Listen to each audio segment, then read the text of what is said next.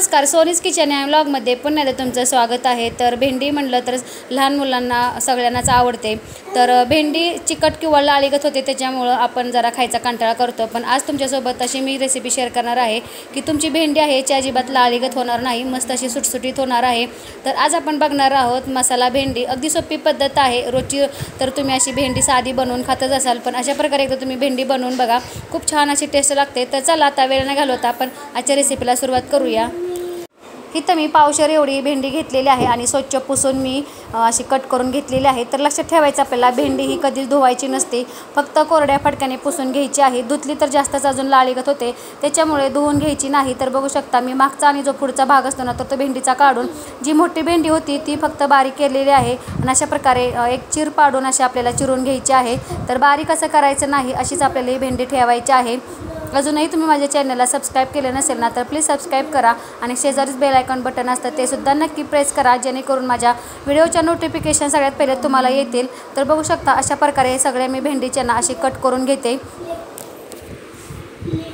तर इथं सगळ्या भेंडी मी अशा प्रकारे कट करून घेतलेल्या आहेत, मधीन असं त्याला फाडून घेतलेलं आहे। तर इथं आपल्या आता भेंडी तयार झालेली आहे। भेंडीसाठी मसाला काय लागत आहे ते बघूया। तर इथं मी 2 कांदे असे बारीक कट करून घेतलेले आहेत। तर बारीकच आपल्याला चॉप कसे करून घ्यायचे आहेत। लसूण घेतलेला असा टेचून घेतलेला आहे, इथं पेस्ट घालायची नाही, आपल्याला असं टेचूनच घालायचं आहे। आता ह्याच्यात आपण काही सुके मसाले आहेत ते घालूया। तर सगळ्यात पहिले मी इथं अर्धा चमचा हळद घालत आहे।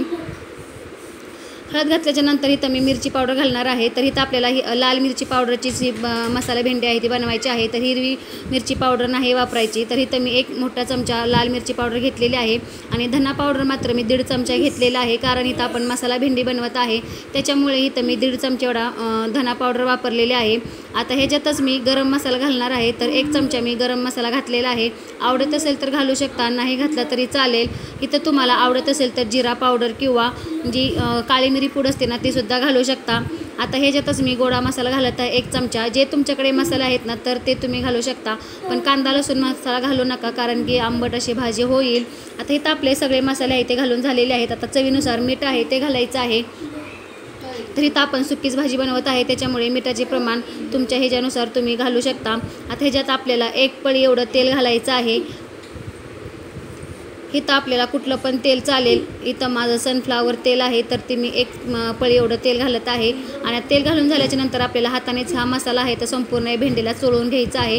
तर हाताने मिक्स केल्यामुळे काय होतं, संपूर्ण भेंडीला असा मसाला लागतो आणि जे आपण भाग पाडले होते असं चीर पाडली होती ना, तर त्याच्यामध्ये सुद्धा हा मसाला आहे तो शिरतो, त्याच्यामुळे हाताने शक्यतो असं मिक्स करून घ्या।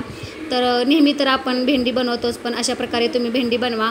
तर जी बेसन पिठाची भेंडी असते ना, ती सुद्धा असते, पण ह्याच्यात मी बेसन पीठ वापरलेलं नाही, इथं फक्त कांदा हेच वापरलेला आहे मी। आवडत असेल तर तुम्ही ज्यात टोमॅटो पण घातला तरी चालेल, पण बारीक असा कट करून घालायचा आहे। तर बघू शकता अशा प्रकारे इथं सगळा मसाला आहे तो आता मी भेंडीला असा चोळून घेतलेला आहे, छान असा मिक्स झालेला आहे। तर आता इथं आपण भेंडीला आहे ते फोडणी देऊन घेऊया। आता इथं भेंडी बनवण्यासाठी इथं मी कढई घेतलेली आहे आणि कढईमध्ये मी 2 पळी तेल घातलेलं आहे। तेल आपलं छान गरम झालं की ह्याच्यात मी अर्धा चमचा जिरे घातलेले आहेत। तिथं आपल्याला फोडणीमध्ये फक्त जिरे घालायचं आहे। आता ह्याच्यातच जी भेंडीला मसाला लावून घेतलं त्यानंतर सर्व भेंडी घालायची आहे। तर इथं तुम्ही म्हणत असाल की कांदा कच्चाच घातलेला आहे, पण इथं आपल्याला जोपर्यंत भेंडी चांगली शिजत नाही तोपर्यंत इथं हा जो मसाला पण आहे तो छान असा शिजवून घ्यायचा आहे। भेंडी शिजत असतानाच आपल्याला हा मसाला आहे तो छान असा शिजून होतो, त्याच्यामुळे आधी काही कांदा वगैरे परतून घ्यायची गरज नाही। असं केलं तरी छान अशी आपली भेंडी तयार होते आणि झटपट अशी होते। तर बघू शकता इथं आपल्याला कमी गॅसवरच ही जी भेंडी आहे ना छान अशी परतवून घ्यायची आहे। तर भेंडी बनवताना एक लक्षात ठेवायचं, आपल्याला अजिबात झाकून वगैरे ठेवायचं नाही, झाकून ठेवली तर अजून जास्तच लाळीगत होते, त्याच्यामुळे झाकून ठेवायचं नाही। अशीच आपल्याला ही भेंडी आहे ना तर शिजवून घ्यायची असते। तर चला मी आता कमी गॅसवरच ही भेंडी आहे ना चांगली 15 ते 20 मिनिटासाठी भेंडी आहे ती शिजवून घेते। जवळजवळ 5 ते 10 मिनिटं झालेले आहेत आणि इथं बघू शकता आपली जी भेंडी आहे ना तर चांगली बऱ्यापैकी शिजत आलेली आहे। तर बघू शकता मसाला पण छान असा शिजलेला आहे। तिथं मी कमी गॅसवर अशी भेंडी आहे ना छान अशी शिजवून घेतलेली आहे।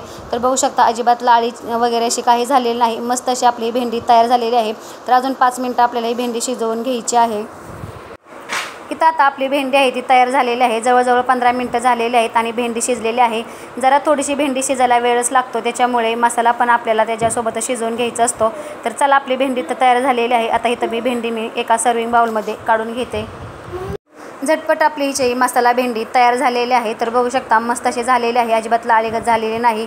तुम्हाला आजची रेसिपी कशी वाटली नक्की मला कमेंटमध्ये सांगा आणि व्हिडिओ आवडल्यास प्लीज लाईक शेअर सबस्क्राईब करा आणि असंच माझ्या चॅनलवर कनेक्ट राहा जेणेकरून माझ्या नवनवीन रेसिपी तुम्हाला बघायला भेटतील. तर चला आता नेक्स्ट व्हिडिओ भेटूया, तोपर्यंत धन्यवाद.